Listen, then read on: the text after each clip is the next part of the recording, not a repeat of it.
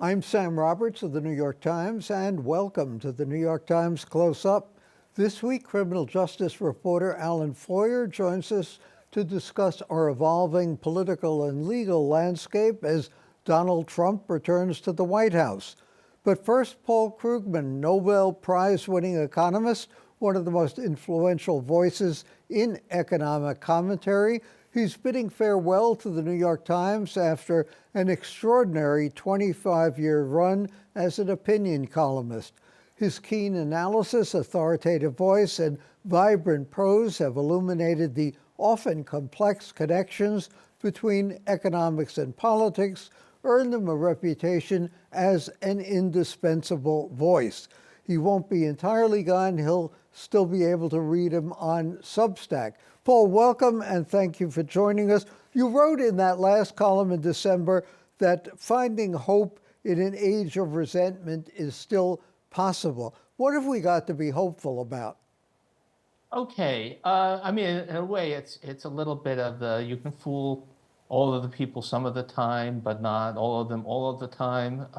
If you look at even places that you've gone through something like a Trumpist transition of power. So far, I'm seeing, I'm kind of an internationalist. I look at places like Poland, or even now what seems to be happening in Hungary, and eventually voters sort of catch on to the act and start to look around. And then also, the human ingenuity is still at work. There's a lot of good things happening on clean energy technology and so on. So I think we don't say, oh my God, history is over. We're doomed. We might be, but not necessarily, and it's certainly not productive to do that. So I'm looking for hope. Tell me, what did you learn in 25 years of writing for the New York Times, either about journalism, this was a new experience involved in daily journalism, or about the economy? You won a Nobel Prize. You were an expert when you began. Did you learn anything different than when you started about economics? Oh yeah, I mean, although I'm not sure I learned it from the writing. I mean, it was a hell of a 25 years. I mean, when I started, there was a widespread perception that we had this thing under control, that there weren't going to be any more depressions or depression-like events. Although you And wrote the book, The Return of the Depression Economy, you knew something was coming. yeah, that's because again, my background originally is in international economics, and so I spent a lot of my career tracking and working on crises overseas, and that book was inspired by the financial crises that had racked Asia in the 1990s, and I said, that could happen here, and then 10 years later it did. So I wasn't all that surprised, but still, it has come as a shock to realize that a lot of the old demons of the economy have not gone away, and that there are some new demons. I mean, I think the whole COVID-related cycle really, in many ways, was something new, something that probably there's a precursor to it, but I'm not aware of it. So we went through stuff that we hadn't gone through. And we also learned just how hard it is to translate, even if economists think they understand what's happening and what should be done, getting politicians to actually act on that is pretty hard. Is the economy better now than it was 4 years ago? Oh yeah, I mean well, 4 years ago we were still in the throes of the COVID recession. Um, But by just about any metric I can look at, Americans are better off than they were. There was a bout of inflation, although it's come way down, but wages outpaced that inflation. If we look at what people do instead of what they say, consumer spending is strong. The airports are completely jammed with people who apparently can afford to fly someplace. The this is really a very good economy. although lots of people don't want to admit it. But we're also entering a period of incredible policy uncertainty, and we have a incoming president who believes a lot of things that have essentially zero support among economists, but the markets are kind of betting that he won't really do them, but I don't think that's a safe bet. So, tariffs and mass deportations could bring the good times to an end pretty fast. So, Paul, why did so many people appear to vote against self-interest? Explain that to me. Well, the most important thing is that we know this, and there's lots of evidence from the past, that if you have a period of both rising wages and rising prices, which we did pretty much inevitably as we came out of the COVID slump, people think to themselves, I earned that wage increase, but that price increase was done to me. They don't see it as a part of an inflationary episode that raises both wages and prices. And so people were mad at Biden, and you could say, look, inflation was the same pretty much across the whole advanced world, but people don't look at that. And then the other is just to need to. I just put up a Substack post a few minutes before going on with you now. The people who voted for Trump were people who pay very little attention to politics. Among people who regularly pay attention to politics, they went for Harris. But people who don't pay attention, whose impression of Trump was the character he played on The Apprentice. He must be a really good manager. He can fix everything. Those are the people who gave him his really, quite small margin of victory. How long will the relationship last between Trump and Elon Musk? I have to say, the events of the last couple of days, where Musk appears to be making policy and Trump is meekly following his lead, have caused me to question my assumptions. But historically, when oligarchs help put a vaguely authoritarian or more than vaguely authoritarian guy in power, they may think they own him, but they quickly learn better. In the end, the U.S. government, the president of the United States has much more ability to ruin Elon Musk's business than Elon Musk does to inflict damage on Donald Trump. So I think in the end there are the U.S. government isn't big enough for two egos that size. I'm not sure the whole universe is. How long do you think the relationship will last between Donald Trump and Elon Musk? Oh, I'm expecting a very bitter breakup fairly soon. Now, what's happening right now is Musk is acting as if he's the president, and Trump has been surprisingly willing to sort of let Musk take the lead. But in the end, there is a huge power imbalance, no matter how much money you have, especially somebody like Musk, whose money depends a lot on federal contracts. In the end, whoever controls the government has the power, and you have two egos there. There isn't room enough in Washington for both those egos. I'm not sure there's room enough in the universe for both those egos. So I think we're going to see a nasty breakup sooner rather than later. Paul, how much realistically can Musk cut the federal budget by? Oh, virtually nothing. I mean, if you look at what he and his people at Doge have come up with so far, aside from the fact that much of it is actually stuff that people want, it's also pocket change.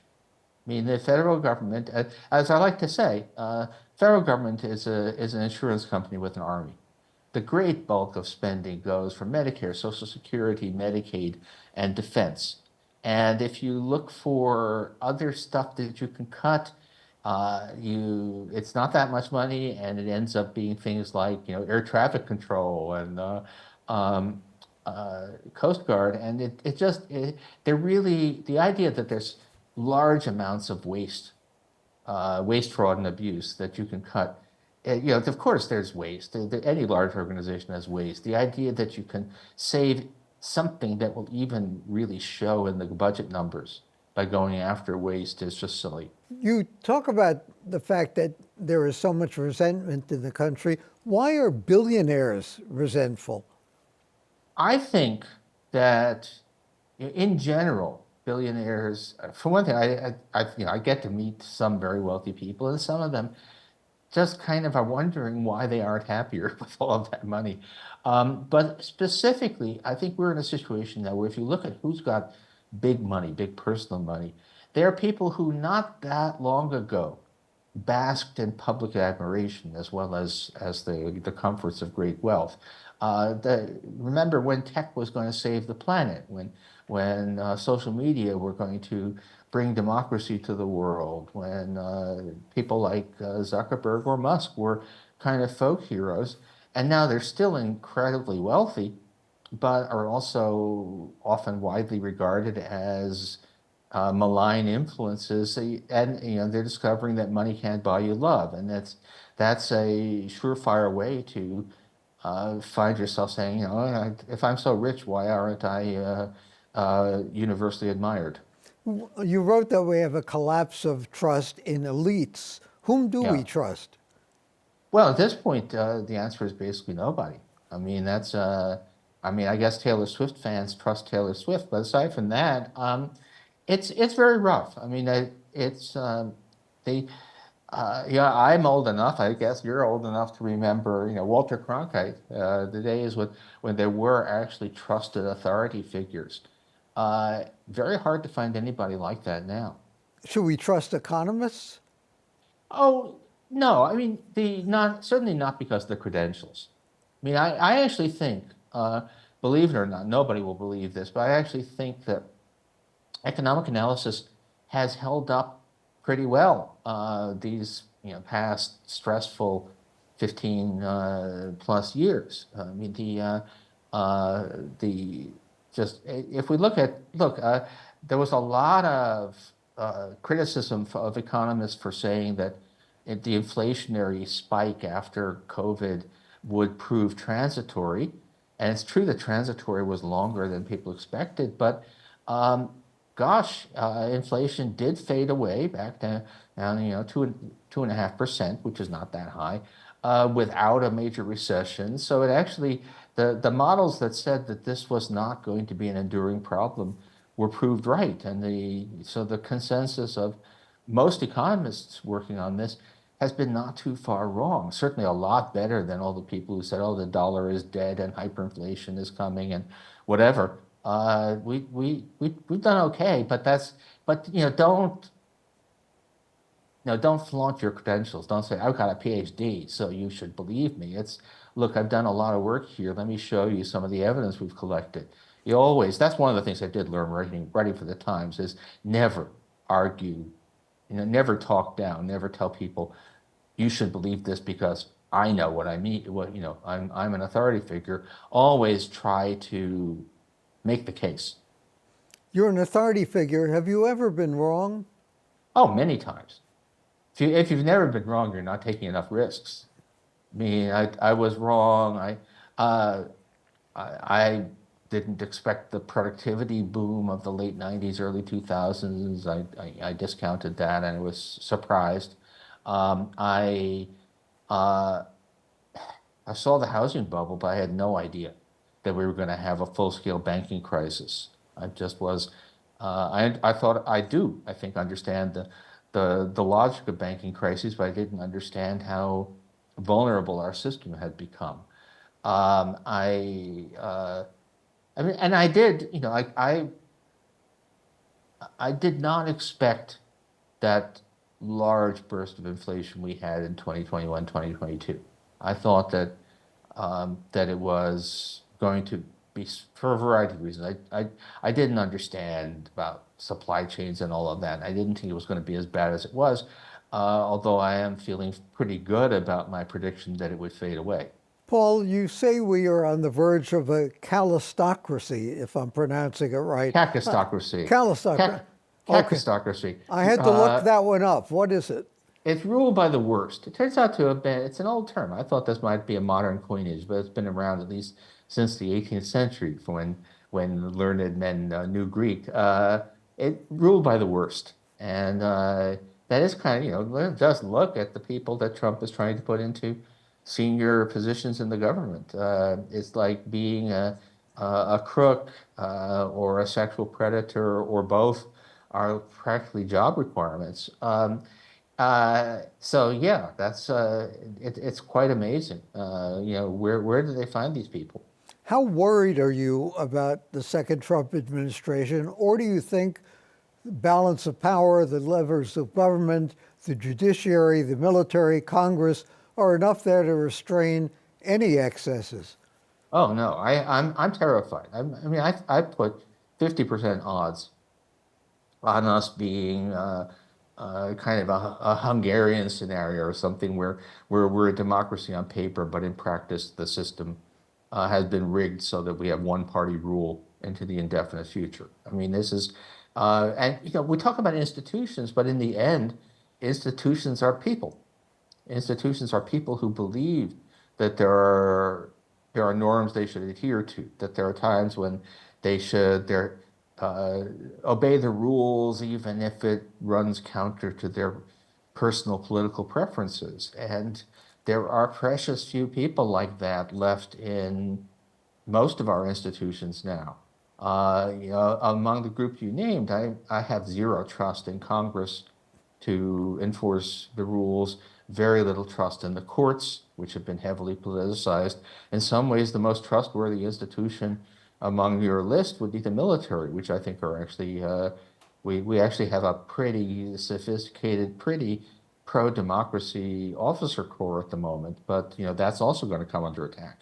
Paul Krugman, thank you so much for joining us after 25 years, opinion columnist in the New York Times, summing it up in his column in December, but you still can read him on Substack. Coming up next, Trump's tactical relationship with the legal system.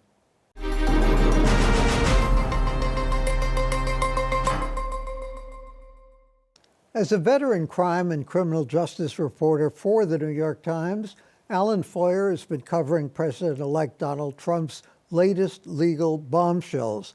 This week, a setback for the prosecution in one of those cases. Alan, tell us about that.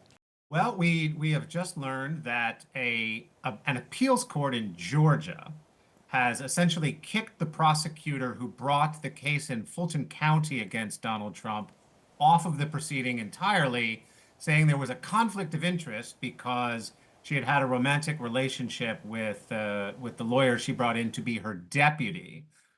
This was the case, you'll recall, in which Trump and more than a dozen of his allies have been charged with trying to overturn the 2020 election in Georgia.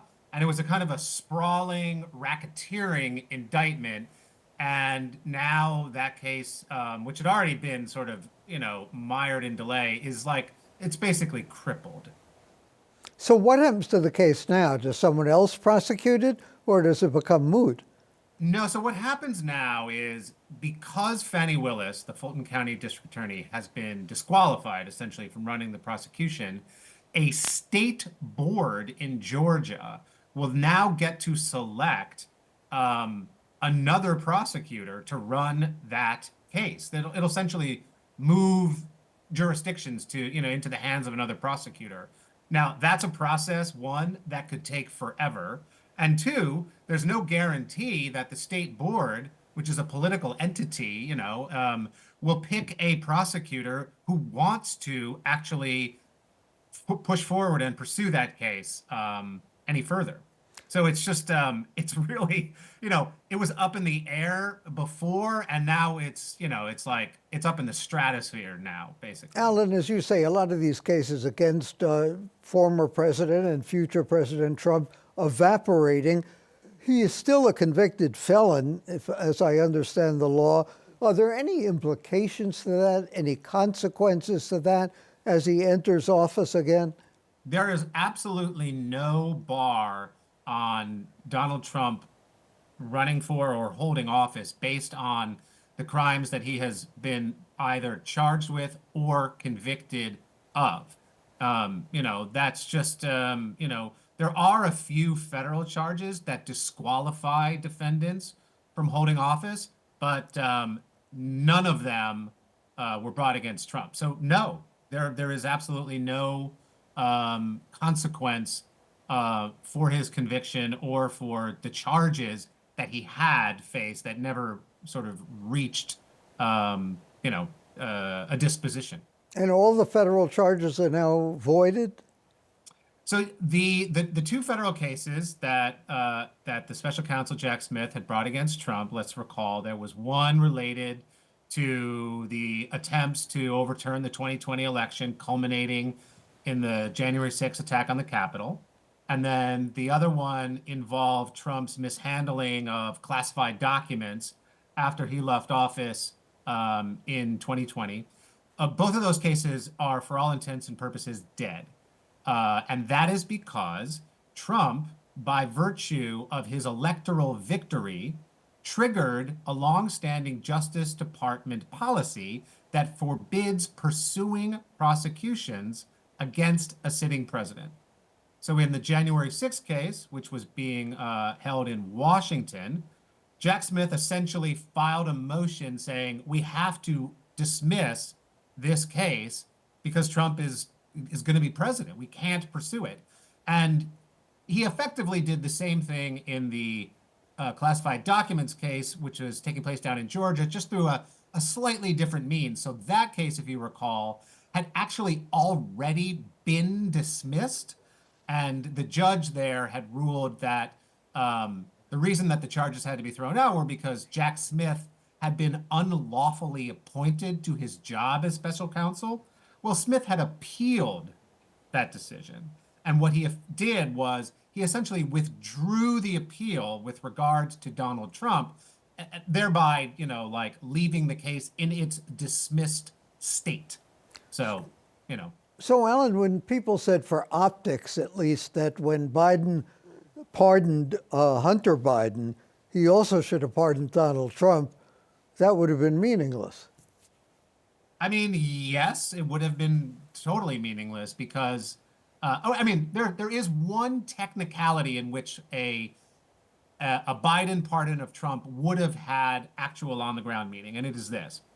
The federal cases were essentially dismissed in a way that's called without prejudice. What that means simply is that, in theory, Jack Smith or another prosecutor, once Trump is out of office and is no longer protected by the shield of being the sitting president, could in theory refile one or both of these cases. That would not constitute double jeopardy, or?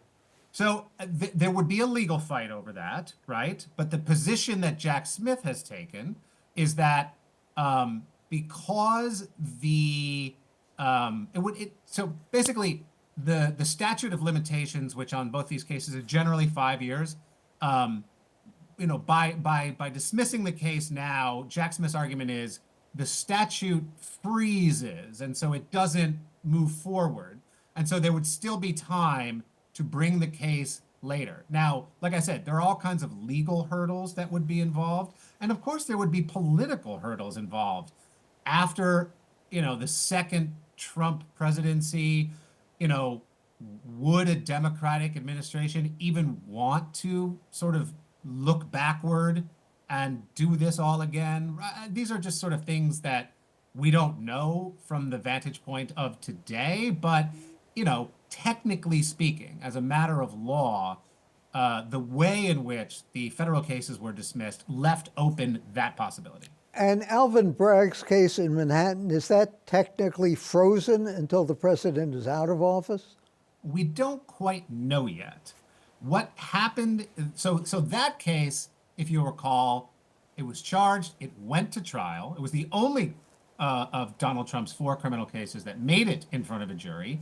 Trump was convicted and found guilty of 34 felony counts, and essentially the prosecution had pushed that case down to the 5-yard line and was waiting to push the matter into the end zone, so to speak, by getting a sentence against Donald Trump, when Trump's lawyers put up an array of legal challenges that essentially are still being worked through.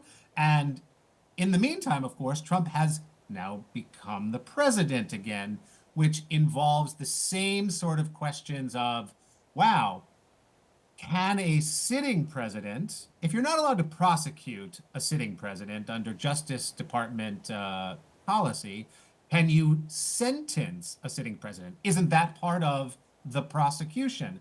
So Trump's lawyers have said, hey, now that Trump has been reelected, Alvin Bragg, you have to dismiss this case in its entirety, outright, done, even if there was a jury verdict. And Alvin Bragg is saying, hold on, that's crazy. We have a jury that heard evidence, rendered a decision, and convicted this guy. Like, maybe we pause the sentence until after Trump gets out of office in another 4 years. Maybe we just sort of let him go with no sort of, punishment whatsoever, but we're not going to expunge a jury's verdict. So that case is right on the goal line, but can't kind of cross over yet. Alan, bring us up to date on the civil actions pending against Donald Trump.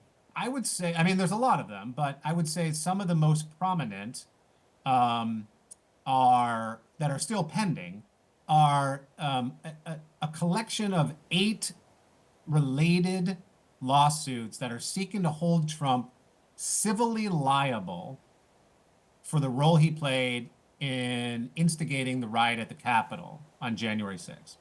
And these lawsuits have basically been filed by police officers or members of Congress who claim that they were injured, suffered harm during the attack on the Capitol. And unlike criminal cases, these lawsuits are seeking financial damages against Trump. And they are slowly but steadily chugging along. I would say, we're going to find out even in the next couple of days what the time frame of these cases look like. Right now, they're still fighting over the question of, was Donald Trump's role in the January 6th events part of his official duties as president, or was he delivering his speech near the White House that day, for instance, in his unofficial capacity as a candidate for office, right? Was he an office holder or an office seeker? Mm-hmm. And whatever decision ends up being made on that question will kind of determine the next steps in that case. So if he's an office seeker, he doesn't have as many protections against these lawsuits than if he was an office holder, right? So if you're the president doing presidential things, you have some more protections against lawsuits in a way that you don't if you're merely a private candidate trying to get elected. So that's where those cases are. Alan, a very quick last question. How worried should the press be about Trump's lawsuits against ABC and now against the Des Moines Register? Look, I think that, Trump's actions in the last few days alone suggest that he's quite serious about going after members of the media. So I think people have to take it seriously because it's already happened. Alan Feuer of the New York Times, thank you for joining us. And that's it for this year-end edition of the New York Times Close-Up. For the New York Times and CUNY TV, I'm Sam Roberts. And don't forget to download the CUNY TV app. You can catch our weekly program on the go, anytime, anywhere.